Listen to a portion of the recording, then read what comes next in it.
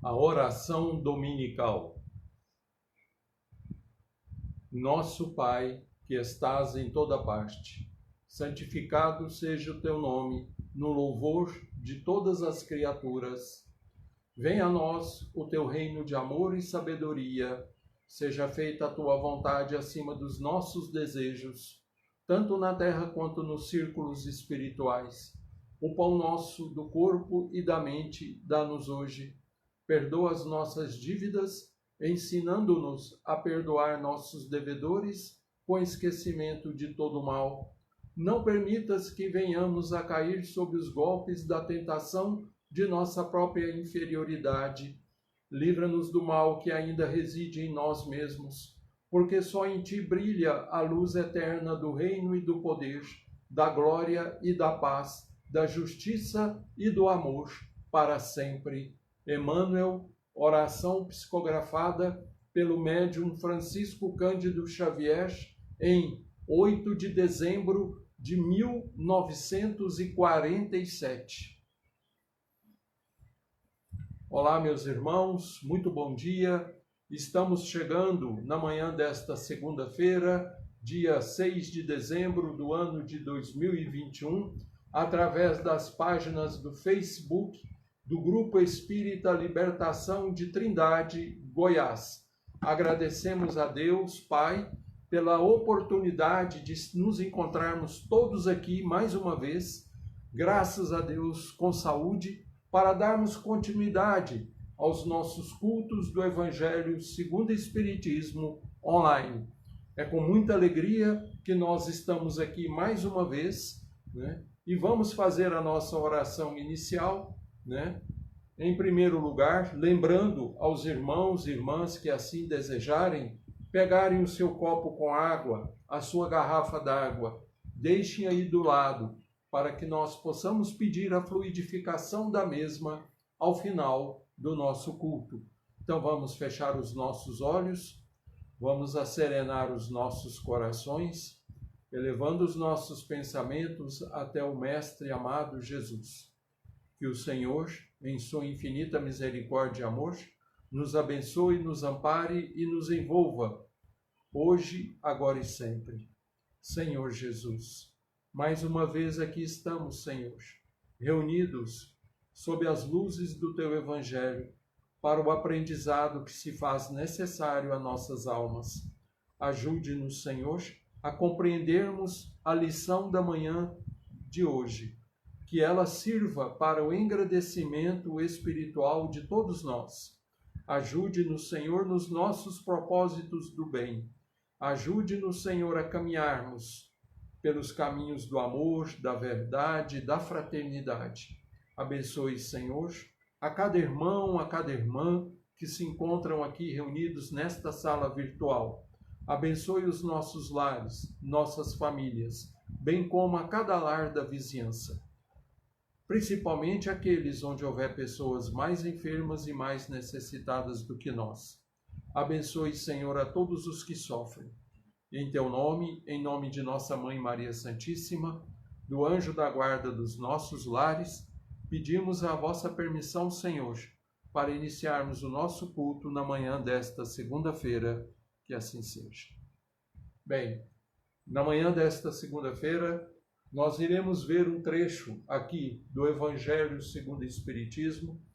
Na realidade, esse texto, esse trecho do Evangelho, eu li ontem aqui no nosso culto doméstico, né? Eu abri o Evangelho ao acaso, como eu sempre faço, e caiu nessa passagem de Jesus, que é mais uma daquelas passagens enigmáticas, né, que o Senhor proferiu, e que nós temos que ter ouvidos de ouvir para entender o que Jesus quisera dizer com essas palavras, né?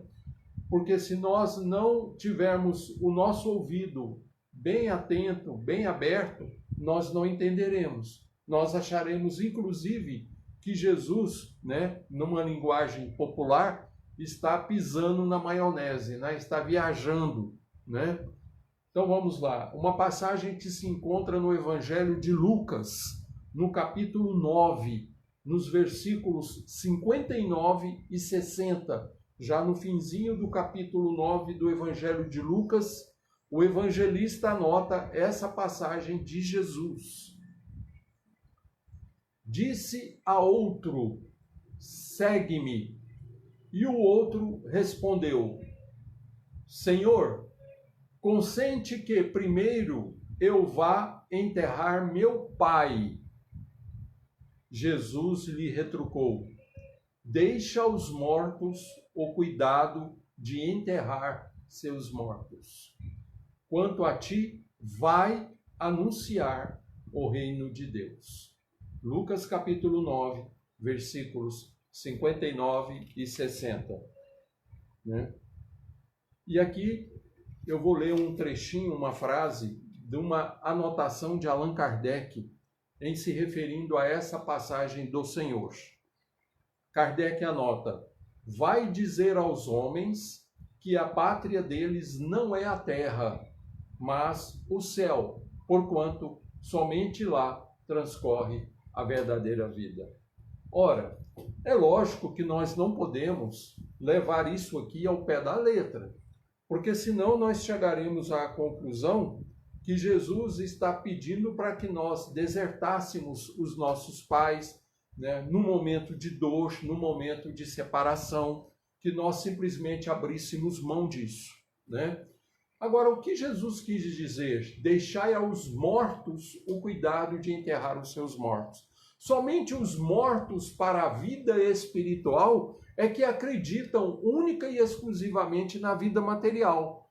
Os que estão mortos para a vida espiritual apegam-se a este mundo e acreditam que somente ele é a verdadeira vida, quando na realidade o Senhor se esforçou todo o tempo em que ele esteve conosco para nos falar, para nos dar exemplo dessa vida extrafísica, da vida que existe além da morte, né? Há muitas moradas na casa de meu pai, se assim não fosse, eu já vou-los teria dito, porque vou preparar o lugar, e quando esse lugar estiver preparado, eu voltarei, né? E os tomarei para mim. Não foi isso mais ou menos que Jesus disse? Ora, esses outros lugares, onde estão? Onde ficam? Certo? Então o Senhor, o tempo todo, ele, né, se encarregou pessoalmente de nos ensinar que a vida não é só aqui. É lógico que nós temos que ter o nosso amor filial, né, cuidar dos nossos entes queridos, familiares, amigos, né? Que fizeram parte da nossa existência, da nossa passagem aqui na Terra. Agora, o que Jesus talvez quisesse dizer e nos ensinar é que nós não nos apegássemos apenas a isso, que nós dessemos um passo além, fôssemos um pouco mais adiante, não acreditássemos na morte.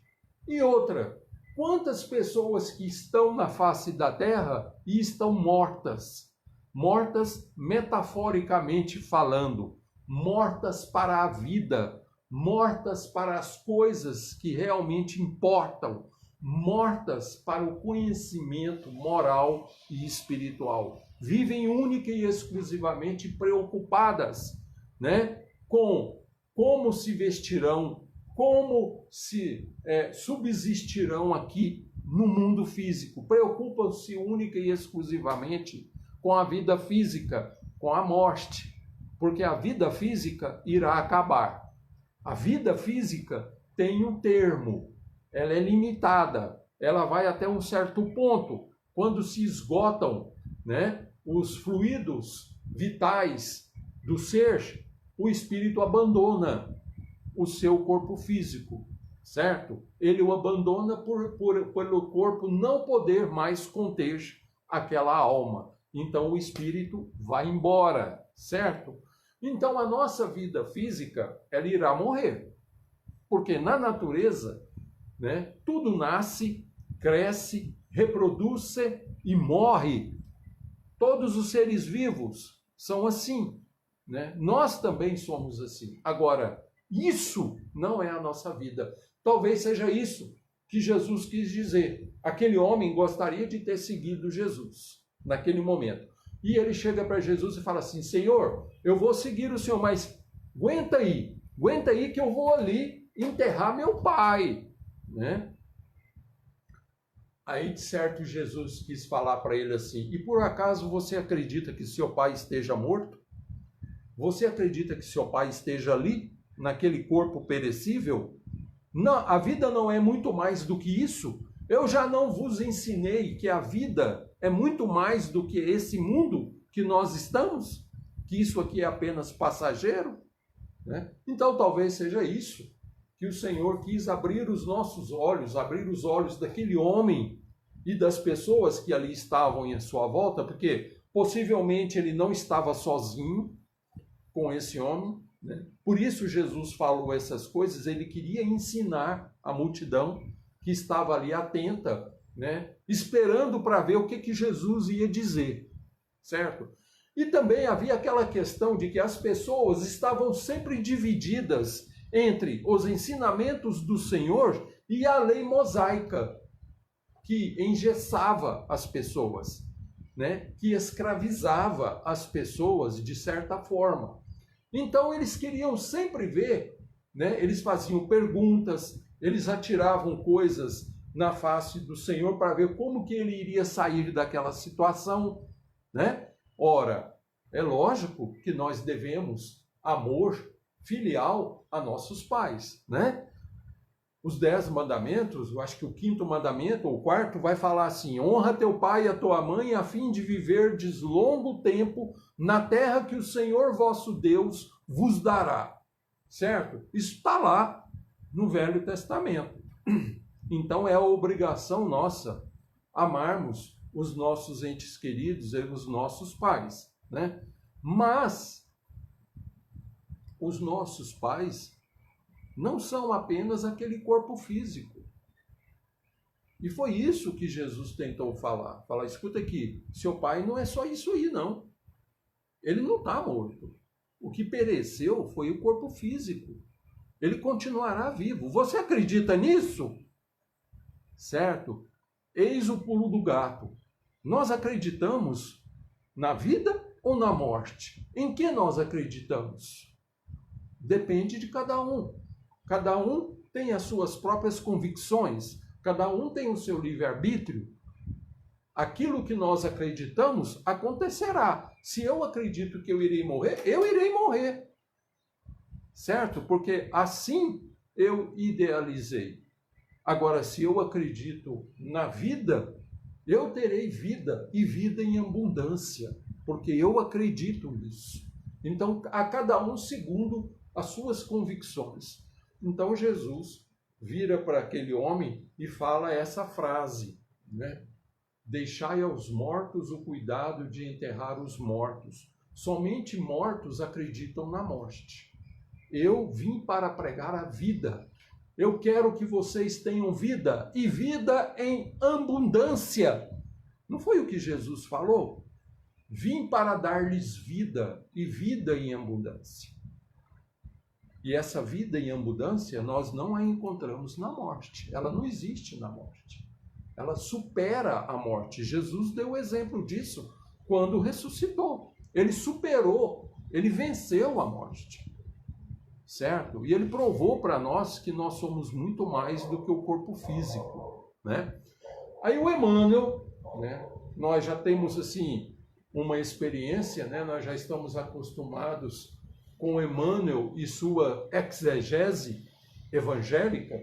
Emmanuel aqui nessa obra, Comentários ao Evangelho segundo Lucas, de Emmanuel, né? Vamos ver, Francisco Cândido Xavier, vamos ver o que Emmanuel nos ensina sobre essa passagem, né? Porque eu disse agora há pouco que na face da Terra existem muitos mortos vivendo. Existem mortos para a vida que estão apenas reencarnados, mas não vivem a vida, a verdadeira vida, né? Então, o que o Emmanuel nos ensina? Tá? Ele coloca novamente essa passagem, né, de Lucas. Disse-lhe, deixe que os mortos enterrem seus próprios mortos. Tu, porém, vai e anuncia o reino de Deus. Olha só, hein? Aí vem a mensagem do Emmanuel que tem por título Mortos. Quem são esses mortos de verdade? Para o Senhor, quem são os mortos? Quem são aqueles que verdadeiramente morreram, né? Então, o Emmanuel começa dizendo o seguinte: há sempre numerosos mortos em nossa luta de cada dia, convocando-nos à prece da diligência e da bondade. Opa! Uai, mas eu vou ter que orar. Mas quem são esses? São aqueles que realmente pereceram? São aqueles que depois de uma vida de lutas, né, de suor e lágrimas, pereceram? Afinal, eu vou orar por quais mortos? Mortos que jazem muito mais impassíveis que os outros, aqueles que por vezes julgais sentenciados à cinza e à separação. Então, Emmanuel já vai começar a entrar num campo onde ele irá nos explicar sobre a existência de outros determinados mortos. Quem são esses mortos? Há usurários inermes em túmulos de ouro, ou seja, pessoas tão apegadas aos bens materiais, avaros, que eles se enclausuram dentro das suas posses e estão mortos dentro de túmulos de ouro, certo? Olha só essa explicação do Emmanuel. Isso só para a gente começar a raciocinar. E ele vai seguindo. Há dominadores da carne encerrados em sarcófagos imponentes de orgulho orgulhoso, orgulho falaz. Há juízes inumados em covas de lama. Há legisladores mumificados em terríveis enganos da alma. Há sacerdotes enterrados em brilhantes mausoléus de simonia e administradores encarcerados em urnas infernais de inconfessáveis compromissos. Quantos de nós, muitas vezes, né, morremos para a vida espiritual e ficamos encarcerados através de compromissos materiais, através de posses, de bens, que irão dar um trabalho gigantesco, não só a nós, para nos desfazermos deles quando formos partir, mas à espiritualidade amiga, que terá dificuldades em nos resgatar deste mundo. Há jovens mortos no vício. Olha o que ele fala aqui. Há jovens mortos no vício e velhos amortalhados no frio do desencanto. Há sábios enrijecidos no gelo da indiferença e heróis cristalizados em ataúdes de medalhas faiscantes. Há criaturas impulsivas em sepulturas de espinhos e mentes preguiçosas em sepulcros de miséria. Se proclamardes a verdade para essas almas cadaverizadas no esquecimento da lei divina, de certo responder-vos-ão com a inércia, com a ironia, com a imobilidade e com a negação. Quantas e quantas vezes Jesus foi ridicularizado pelos próprios sacerdotes do templo, né? Galileu, o que fazes aqui? Diz o sacerdote Hanã, né, a Jesus, quando Jesus estava descansando, escorado numa parede do templo de Salomão. Galileu, o que fazes aqui? Né? Passo por aqui para instalar o reino de Deus no coração dos homens. Reino de Deus? E por acaso sabes o que é isso? Começa ironizando Jesus. E Jesus então vai explicar para ele sobre esse reino de Deus. Mas por acaso possuis um exército que estará contigo para que façais, né, para que instales esse reino divino na terra? Por acaso possuís ouro suficiente? Aí Jesus vira para ele e diz assim: meus colaboradores virão de todos os lugares. É claro que em todos os lugares existem os idiotas. Continua Hanã ironizando Jesus. E Jesus então fala para ele que não existe ouro mais precioso, nem pedra preciosa mais valiosa do que o cinzel da boa vontade. Aí aquele sacerdote todo cheio de arrogância, né, de ironia, dá uma gargalhada e vai saindo, né, balançando a cabeça como quem diz: que idiota, né? Que Galileu idiota. Humberto de Campos narra isso para nós logo no início da obra Boa Nova, psicografia de Francisco Cândido Xavier. Então esses são os verdadeiros mortos. Esses são os verdadeiros doentes da alma. Foi para eles que Jesus viera, para alertá-los, para abrir os seus olhos, mas muitos não quiseram. Então aqui Emmanuel está falando também sobre a existência de outros mortos, que estão presos aqui, vivos na terra, mas mortos dentro de si mesmos, mortos nas suas riquezas, na sua arrogância, mortos na sua posse, mortos no seu egoísmo, estão mortos, estão presos, cadaverizados, a expressão que ele usa, homens cadaverizados. Né? O que significa isso? Que não têm vida espiritual. Vim para dar-lhes vida, e vida em abundância, disse Jesus. Né? Para semelhantes retardados de espírito, pronunciou o Senhor as inesquecíveis palavras, retardados de espírito. Será que nós também não estamos no meio deles? Será que nós também não precisamos levar uma chacoalhada para acordarmos mortos do espírito, né? Pronunciou o Senhor as inesquecíveis palavras: deixemos aos mortos o cuidado de enterrar os seus mortos.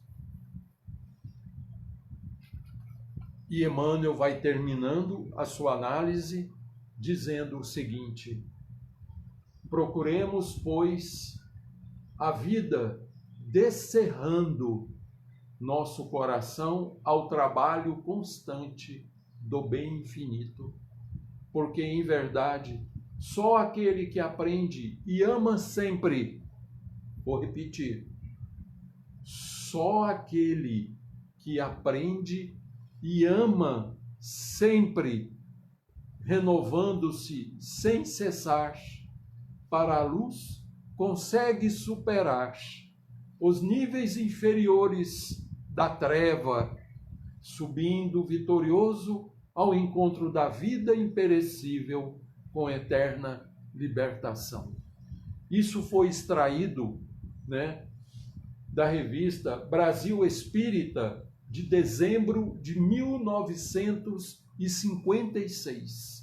Tá? Então, essa análise de Emmanuel foi colocada nesse periódico que circulou em 1956 e é atualizadíssimo, né? É como se isso aqui serve para os dias atuais, né? É como eu disse, né, no início da nossa exposição: quantos não perambulam pelo mundo, né, mortos para a verdadeira vida? Quantos não estão apegados, né, enraizados ao seu egoísmo, aos seus preconceitos, né, aos seus pré-julgamentos, né? São verdadeiros mortos, né? São aqueles que acreditam na morte, então eles viverão assim, né? Porque Jesus veio trazer vida, ele veio vencer essa morte, né? Em João 16:33, ele vai nos ensinar: no mundo tereis aflições, mas tende bom ânimo, eu venci o mundo, né? Como quem diz, vocês também poderão vencer. Aliás, vocês vencerão também, né?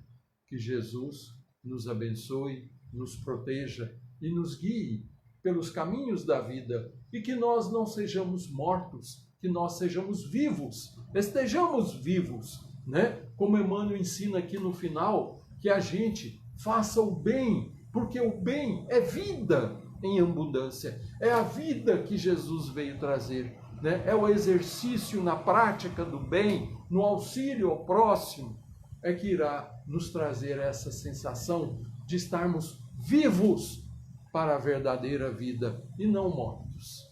Que o Senhor nos ampare, que nós todos possamos ter uma semana de muita paz, de muita luz, de muito equilíbrio. Agradeço imensamente a participação de cada um, né? A amizade, o carinho, né? Muito obrigado por vocês fazerem parte, né, das nossas manhãs, por vocês estarem sempre aqui conosco.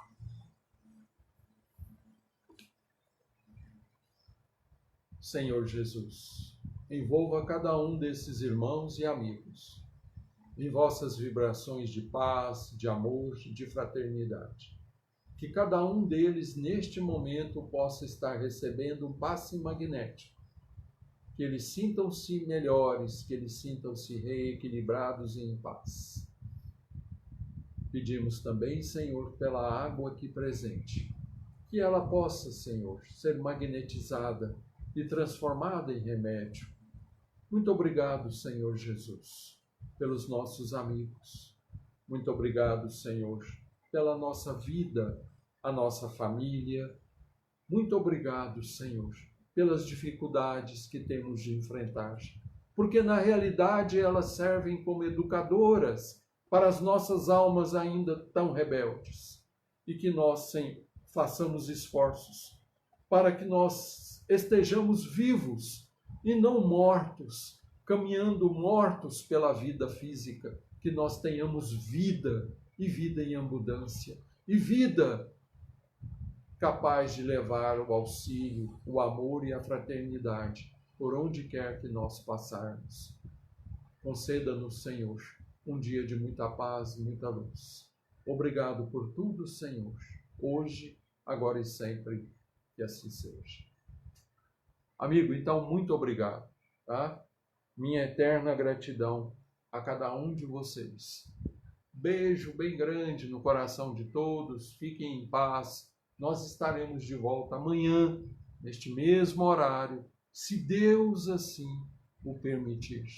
Se não houver nenhum embaraço aqui em casa, eu terei a honra e a felicidade de estar novamente com vocês amanhã, às 9 horas. Jesus os abençoe. Fiquem em paz. Tchau, tchau.